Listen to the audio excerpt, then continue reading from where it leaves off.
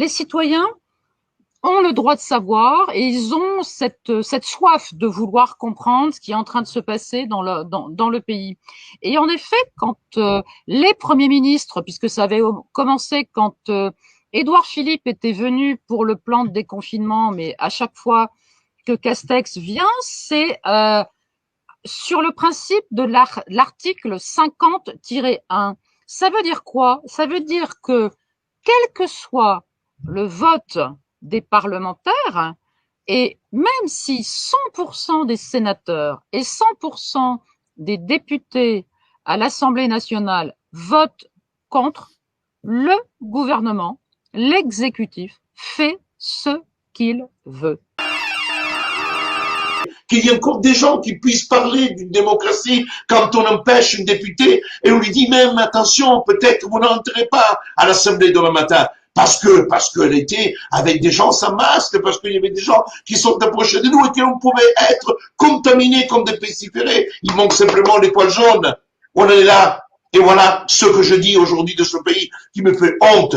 J'ai dit que j'ai honte de cette, mais pas du pays. J'ai honte parce que le problème va bien au-delà de la France. Aujourd'hui, c'est un problème européen parce qu'aujourd'hui, la France, avec Macron, c'est un serviteur comme les autres parce qu'aujourd'hui, les pouvoirs est ailleurs. Alors, je disais, Frexit. Non, le Frexit, non, parce que ça veut dire qu'on donnerait quasiment une légitimité à la France de cette Europe. La légitimité de la France a été tuée lorsque le traité de Lisbonne a été rejeté par le peuple français. 54,8% des gens qui ont dit non à cette Europe.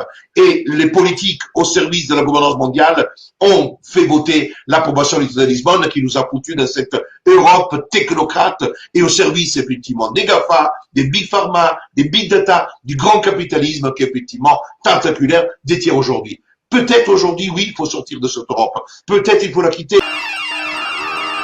Il y a un récent papier qui est sorti dans la grande revue Le Lancet qui dit la contamination par ce virus-là, elle se fait essentiellement par l'air.